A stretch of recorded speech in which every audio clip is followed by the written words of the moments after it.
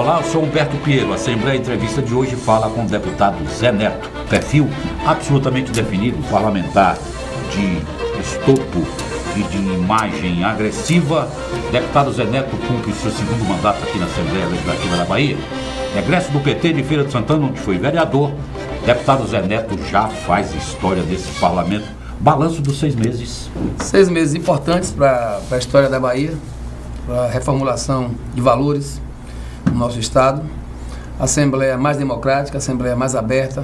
A própria eleição de Marcelo já demonstra claramente que a Assembleia vive um novo tempo de compreensão, de harmonia, e os próprios meandros da Assembleia são outros.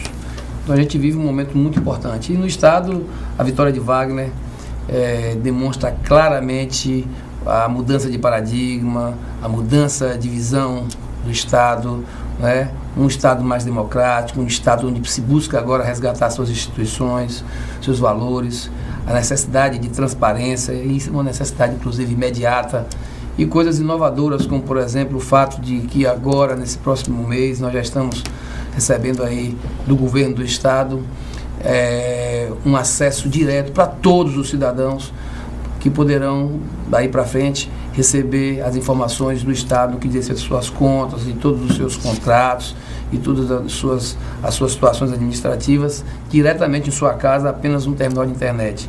Muito diferente do que nós vivíamos anteriormente, quando sequer esta casa, seus deputados, tinham uma senha que era exigível para que nós pudéssemos ter acesso às contas do Estado. Então a gente vive, todos nós, digo, a Bahia como um todo, vive um novo momento da política, um novo momento do Estado, um novo mesmo momento da construção de uma sociedade mais justa e digna. Apesar desse clima mais leve da Assembleia, apesar de uma Assembleia oxigenada e de uma Assembleia que fala, segundo a expressão do próprio líder Valdenor Pereira, a Assembleia votou pouco ela própria, ou seja, tem pouco projeto de deputado votado e definido. Por que isso? Olha, antes se via isso por conta de uma intervenção do Poder Executivo. O Poder Executivo não queria, a bancada da maioria não queria. Hoje eu posso dizer com tranquilidade, o Poder Executivo não intervém. Esta casa tem soberania como nunca teve. E a ineficiência desse processo é nossa mesmo. Sou presidente da Comissão de Justiça, tenho feito um trabalho muito cuidadoso. Desde o começo nós trouxemos aqui juristas, trouxemos aqui o Dile Cunha, trouxemos o Aras, né? O Augusto Aras, um grande jurista, grande processualista.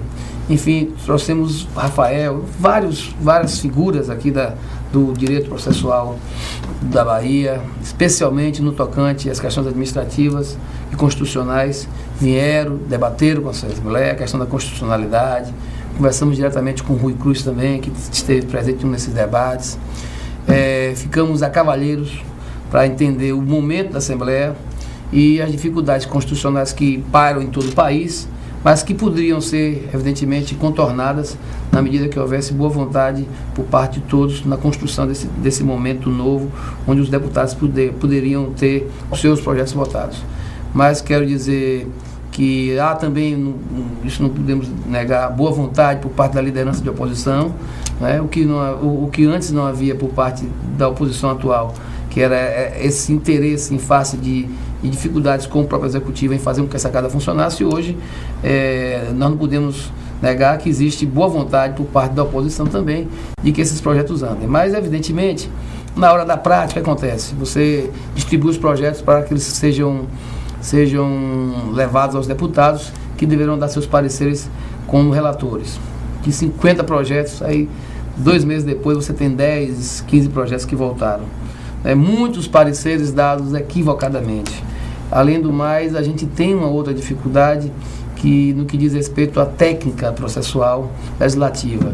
A gente tem que perceber essa dificuldade, porque, aliás, a gente não tinha muita essa visão da técnica processual legislativa em função de que os projetos tinham muito um cunho político e esperavam na gaveta para serem objeto de negociações que muitas vezes faziam com que esses projetos tivessem dispensa de formalidade, né, regimental, porque era um objeto de acordo de lideranças, e nessas dispensas de formalidade se deixava de lado as formalidades e as legalidades. Portanto, por muitas vezes nós vimos aqui um desses casos, 10 projetos foram aprovados aqui no penúltimo semestre de 2005 e no primeiro semestre de 2005, já dizendo, penúltimo semestre que eu falo da legislatura, mas no primeiro semestre de 2005, e todos esses projetos voltaram com o veto do governador Paulo Souto. Por quê? Porque estavam, na verdade, repletos de ilegalidade e de inconstitucionalidade. Então a gente tem agora, nesse segundo semestre, que corrigir essa situação. Nós não podemos mais dizer que a Casa não está votando no projeto de deputado porque tem pé do executivo, tem interesses outros. Não, nós temos que fazer um entendimento, e esse entendimento já existe, né? Agora temos que fazer um esforço, cada um tem que fazer um esforço de buscar fazer com que os seus projetos sejam mais esmerilhados, buscar a compreensão e o diálogo com as forças. Inclusive aqui eu não posso deixar de dizer que tanto o deputado Roberto Muniz, como também o deputado Judas Penedo têm absolvido esse entendimento. Então, acho que no segundo semestre dá para que a gente consiga estabelecer as dificuldades e as vantagens, claramente, de fazer com que essa casa volte a funcionar.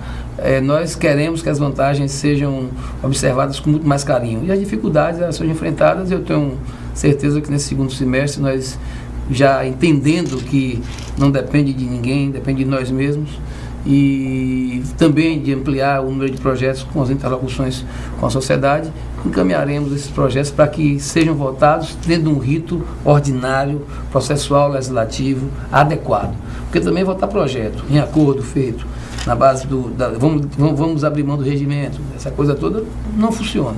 Acho que é fazer com que o processo legislativo normal caminhe para valorizar suas etapas. Deputado Zé Neto, o senhor é um deputado de perfil irrequieto, muitas vezes agressivo. Deputado que, num outro momento, fundamenta as questões de forma muito assentada. Quando vai à tribuna, vai com conhecimento de causa. Num outro momento, tem uma capacidade enorme de conciliar. É um conciliador por excelência. Como é que consegue produzir esse equilíbrio? Ou viver nessa adversidade? Na verdade, eu sou de muita ação. Eu gosto de ver resultado nas coisas.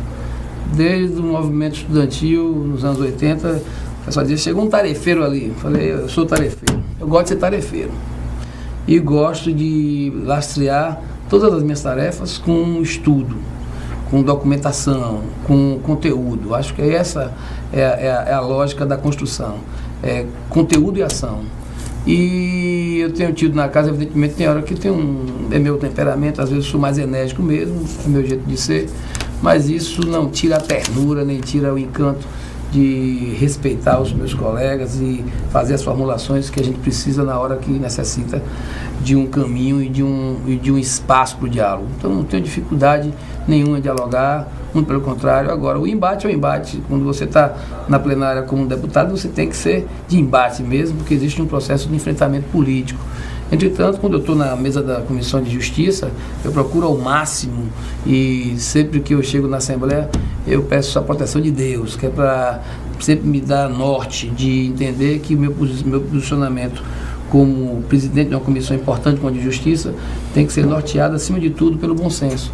E aí eu deixo as questões individuais de lado, deixo as questões partidárias de lado e vou trabalhando o bem comum e o interesse coletivo, que eu acho que esse é o objetivo desta casa, principalmente no tocante hoje a essa reformulação que o Estado vem vivendo e que a gente precisa fazer com que ela seja realmente traduzida na prática em benefícios para a sociedade baiana. Há que ser duro, mas sem perder a ternura. Exatamente. Semana eu estava com a camisa daquela de Che Guevara, exatamente isso.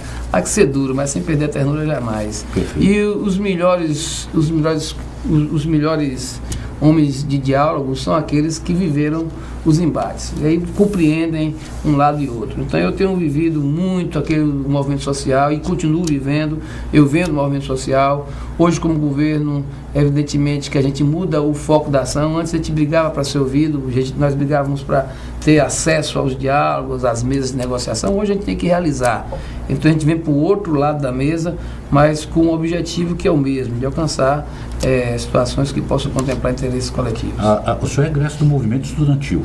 Dos anos de onde 80. veio o Lídice, de onde veio o Jorge Sola, de onde veio a Alfaia e outros tantos que hoje bailam aí na cena política da Bahia.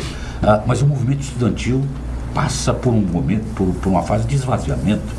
Não se produz líderes mais. Qual a razão, deputado? Eu acho assim, em verdade, eu fiquei outro dia conversando com meu sobrinho, tem 23 anos, e dizendo a ele, se nós tivéssemos celular naquela época, nós tínhamos revolucionado o Brasil.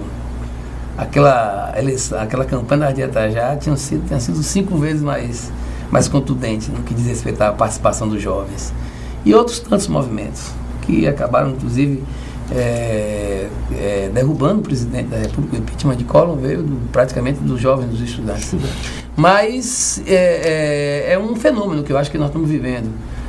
Nesse instante, eu me lembro quando fui fazer o movimento estudantil,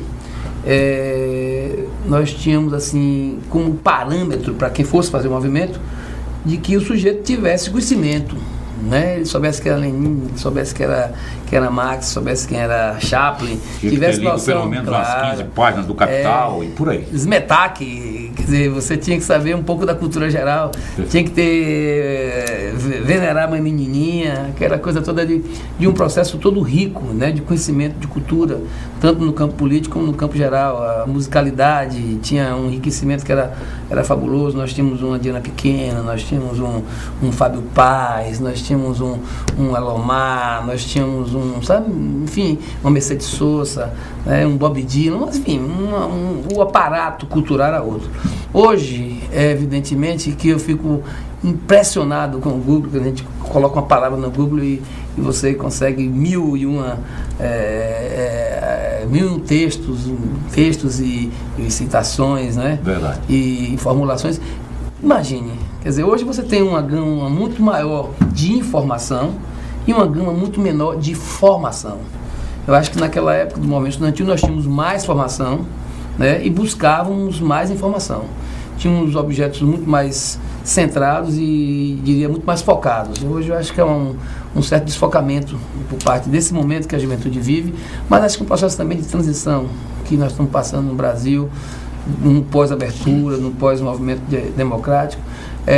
Isso é um contexto que a gente está vivendo. O movimento estudantil, você vai ver, o que você falou agora há pouco, eu fiz movimento estudantil naquela época, tinha Sola, tinha Mauri, que também está na Secretaria de Saúde, nós tínhamos Robinson, que hoje é secretário de Comunicação, Afonso Florencio, fez parte da mesma chapa que eu fiz, Júlio Rocha, eu fui presidente do diretor acadêmico da Faculdade de Direito, Júlio Rocha foi o vice, depois fomos para o DCE juntos.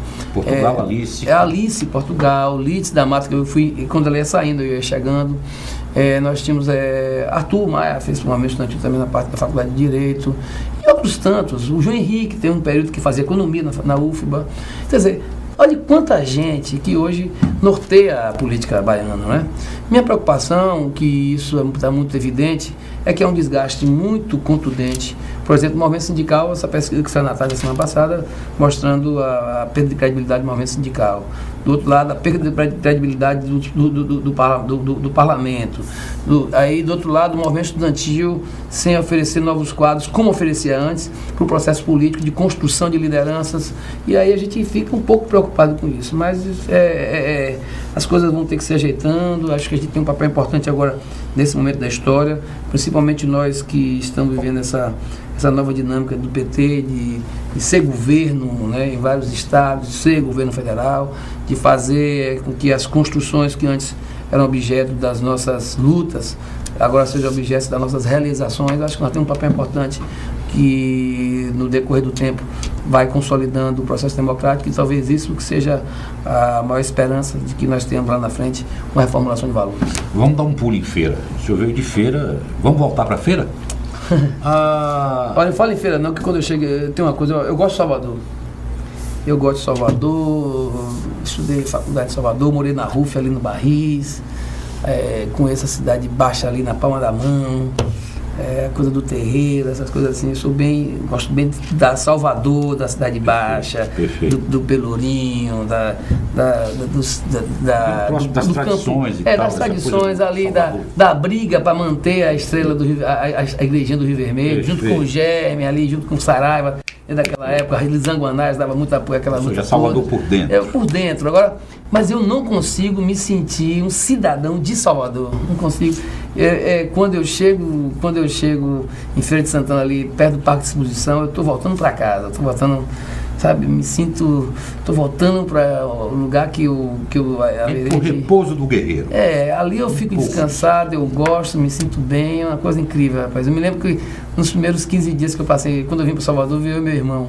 Eu passei no vestibular primeiro de Física, em 84, aí vim fazer Física, depois 2 anos depois fiz Direito. Vim fazer Física para fazer Elétrica. Aí vim à escola pública, da escola técnica, que não tinha como passar em Elétrica de primeira. Fazia Física, estudar, fazer Elétrica. Eu queria fazer Elétrica, pensava fazer projeto elétrico. E me lembro que passei 2 anos em Física, mas no primeiro dia que eu vim, no ônibus da empresa São Paulo, a gente veio chegando em Salvador, ainda tinha muita palafita ali, muito barracão. Perfeito. E de noitinha aquelas luzinhas, meu irmão me disse, isso aqui não é presépio não, viu? Nem é bonitinho por causa dessas luzinhas, isso aqui é pauleira. E Salvador é um grande enfrentamento para nós. Eu vou para a Cidade Baixa, você vai para a RUF, a gente vai se reencontrar em feira. É mais ou menos isso. Então, passei 15 dias em Salvador. Eu tive uma saudade tão violenta de casa, de meus amigos, de tudo que eu vivia. E também tive um impacto muito grande de morar em República, almoçar em restaurante universitário, na época com dificuldades econômicas, aquela situação extremamente dura e difícil de um estudante de família pobre na cidade grande. Mas quando eu voltei, 15 dias depois, que eu cheguei perto do Parque de Exposições, as lágrimas me vieram nos olhos, de felicidade de voltar para a feira. Isso está tão marcante em mim, que é como quem diz, você é daqui. Você vai rodar por lá, vai aprender a viver um bocado de coisa, vai se aprimorar profissionalmente, como hoje faço, mas eu penso em voltar para a feira. Sempre. De repente eu fiquei assim meio travado nessa entrevista, porque você conseguiu me emocionar aqui, outra faceta que eu não conhecia, o Zé Neto Doce, o doce parlamentar Zé Neto. Mas vamos ficar um pouco em feira. Essa feira que você não consegue se desgrudar dela.